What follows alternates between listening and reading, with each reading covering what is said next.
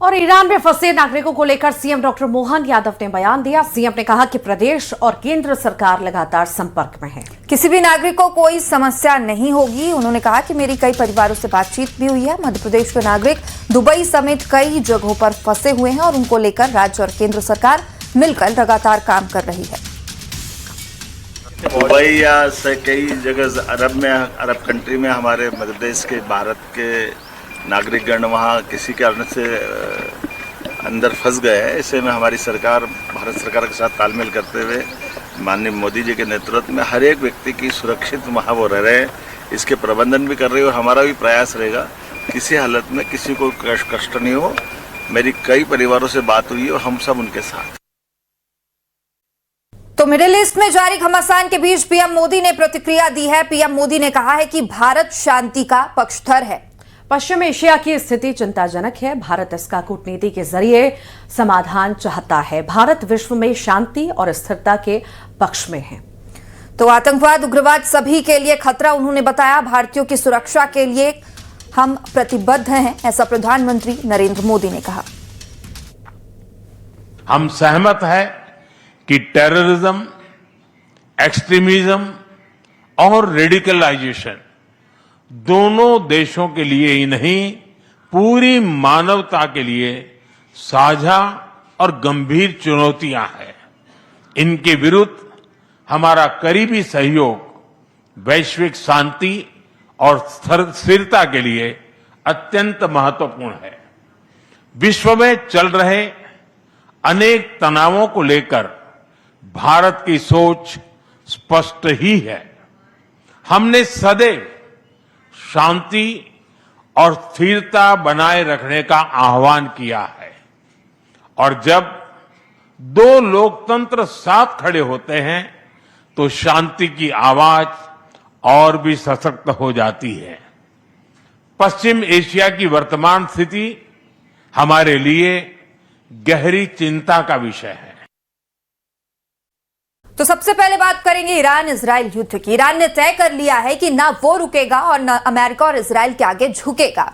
उसके टारगेट पर है दुनिया के 11 देश। सऊदी अरब में तो ईरान ने ताबड़तोड़ हमले किए हैं।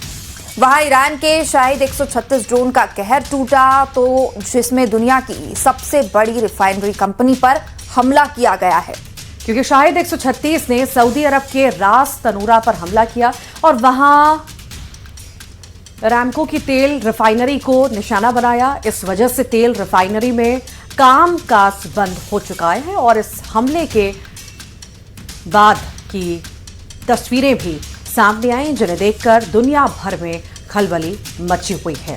जिस युद्ध को अमेरिका 4 दिन में खत्म करना चाहता है, ईरान उसी जंग को 40 दिन तक लड़ने के लिए तैयार हो चुका है और अब बात युद्ध से बढ़कर एटम बम वाले युद्ध पर पहुंच चुकी है। अमेरिका और इजराइल ने ईरान पर हमला करके दुनिया को ऐसे युद्ध में झोंक दिया जिसमें ईरान ने 12 देशों को मिसाइल धमाके से वॉर जोन बना दिया है। 6 तस्वीरें आपके सामने। सऊदी अरब, कतर, यूएई और बहरीन, कुवैत, इराक, ये 6 तस्वीरें देखिए किस तरह से हाहाकार मचा हुआ है हर जगह पर। तो देखिए अब आपकी टीवी स्क्रीन पर ये 10 तस्वीरें हैं। खाड़ी में युद्ध की ये तस्वीरें हैं और लगातार ईरान और इजराइल एक दूसरे पर हमलावर दिखाई दे रहे हैं। इजराइल और अमेरिका के ईरान पर हमले के बाद ईरान भी बाकी देशों में लगातार हमलावर है और अलग अलग जगह से विस्फोट की ये तस्वीरें सामने आ रही है। Of the Islamic Revolutionary Guard, the armed forces, and all of the police, I say tonight that you must lay down your weapons and have complete immunity, or in the alternative, face certain death.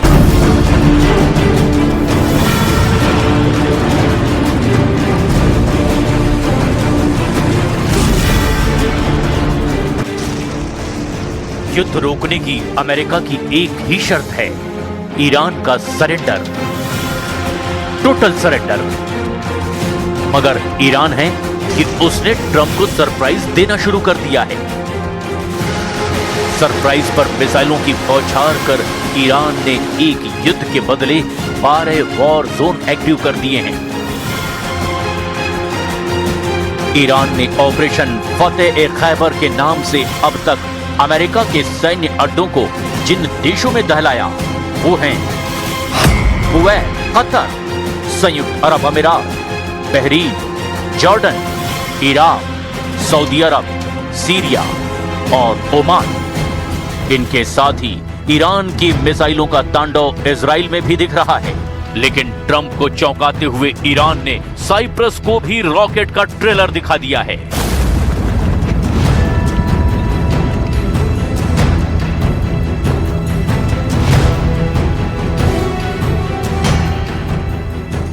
बारह देशों में बारूद का बवंडर उठ रहा है। तेल अवीव में ईरान की एक मिसाइल धमाके से भारी तबाही मची है। बहुमंजिला इमारत के चीथड़े उड़ गए हैं।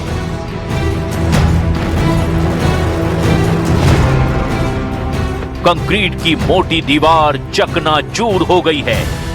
ईरान की मिसाइलों की मार घातक होती जा रही है। ईरान ने इसके बाद ऐलान कर दिया कि हमलों को असल धार तो अब इसके बाद दी जाएगी। मतलब विस्फोट ज्यादा विनाशकारी होंगे, ज्यादा हाहाकारी होंगे। ईरान की संसद के स्पीकर मोहम्मद बाकर गालिबाफ ने ट्रंप और नेतन्याहू के नाम खूनी पैगाम भेजा है। اقتدار و انسجامی غیر قابل تصور هم در مسئولین و هم در قوای دفاعی و هم در مردم شکل خواهد گرفت و تردید نکنید که نیروهای دفاعی ما هنوز ईरान जमीन पर मार रहा है। ईरान समंदर में हमले कर रहा है। ईरान की सभी सेनाओं के सिर पर अब खून सवार हो चुका है। हॉर्मुज स्ट्रेट से गुजरने की जरूरत दिखाने वाले किसी भी तेल टैंकर को ईरान ने भस्म कर डालने की धमकी दे रखी है। सबसे बिजी समुद्री तेल गलियारे के आसपास दिखने वाले जहाजों को ईरान बारूदी धमाके करके उड़ा रहा है। ईरान ने पलाऊ के झंडे वाले तेल टैंकर स्काईलाइट को ओमान के तट पर निशाना बनाया है। ईरान समर्थित प्रॉक्सी मिलिशिया के मल्टीनेशनल नेटवर्क एक्टिव हो चुके हैं। ईरान के एक्सिस ऑफ रेजिस्टेंस में लेबनान के हिजबुल्लाह लड़ाके, यमन के हूथी विद्रोही, इराक के शिया मिलिशिया, गाजा के हमास लड़ाके और सीरिया के शिया फाइटर्स का ग्रुप शामिल है। इतने फ्रंट पर अमेरिका और इजराइल को युद्ध में उलझना होगा, शायद ट्रंप को भी इसका अंदाजा नहीं था।